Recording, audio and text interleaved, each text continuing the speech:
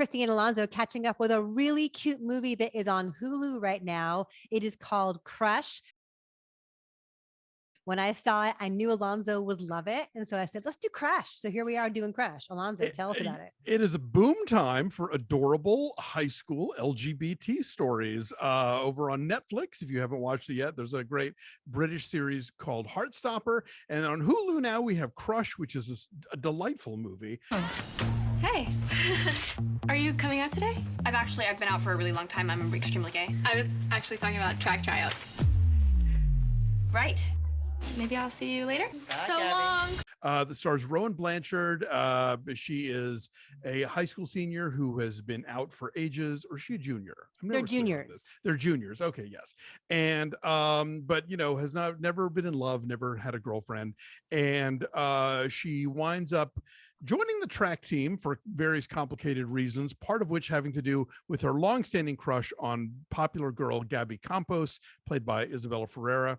But she winds up getting tutored in the fine art of running track by Gabby's sister AJ, played by Auli'i Cravalho, aka Moana. And both sisters are themselves out. Like this, there's a lot of queer people in this movie, which is cool because a lot of times these high school movies pretend like there's 1.5, But like even the coach at one point when they're like going on an overnight trip, he's like, I know 60% of you are queer, but still boys out of the girls' room and vice versa. I don't want anybody to get pregnant. This is a really smart and funny and charming rom-com. Yeah. And it is part of the genre of like no one's coming out in this movie where that's just sort of taken as read and nobody cares, and like there's queer people at this high school and there's non-binary people at this high school, and it's just very by the by and whatever. And then it's like all the other teenage stuff that happens in terms of like unrequited crushes and worries about the future and wild parties and all of that kind of stuff.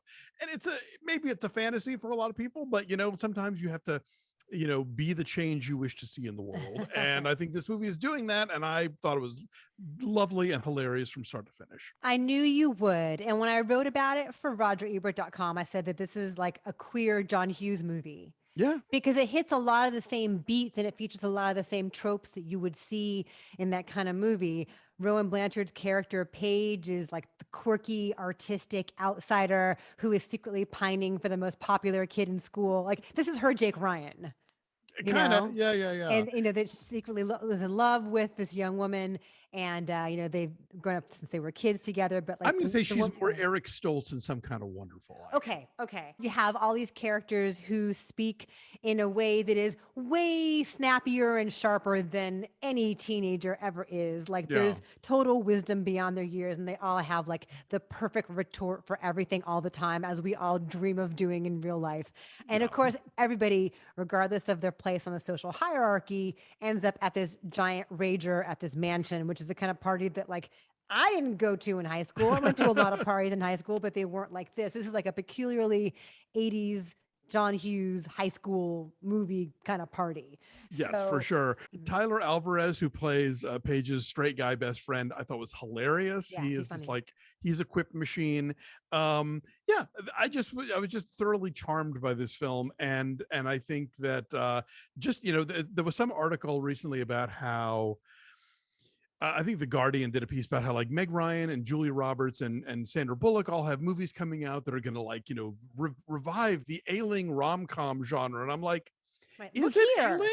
It's here. I think Netflix and Hulu and other places are doing these movies really well. And guess what? They're doing rom-coms about people who aren't straight and people who aren't white. Right. And that is like a big step forward from most of what we think of like the traditional Hollywood rom-com. Like, I just did that list for the Wrap about like, rom-coms before 1980, and beyond Claudine, I honestly could not think of any films with black leads that would count as a rom-com, because everything that people were recommending to me were like, no, that's a drama. Like that's a drama. And you really didn't get like black romantic comedies until like really the 90s, when you started getting stuff like Love Jones and Love and Basketball and Something New.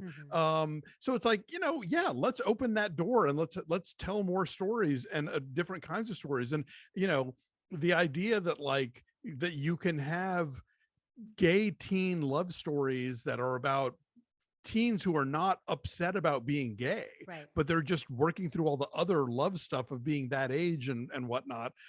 It's still mind blowing to me, and as somebody who that was nowhere remotely happening when I was a teenager, I'll never get tired of it. Right. I mean, you've seen way more queer cinema than I have in my life, but quite often, as you know, like a major trope is the anxiety of coming out, the fear Sure. of being ostracized, the fear of being like condemned by your parents or your friends. And like I love that everyone just is. They are who they are. And so there's an effortlessness to that, as well as to the multiculturalism of the casting. Yeah. It's like black and white and Latino and everything else. And it's effortless. And also I love the casting of Megan Mullally as Rowan Blanchard's mom, because not only is she totally fine with her being gay, she's like super excited about it in Yeah, ways that are very uncomfortable mom ways. It's similar to a character that she played in the movie GBF, where she has a gay Oh. son and is like overly, solicitous about stuff. Yeah, no, she's terrific in this. The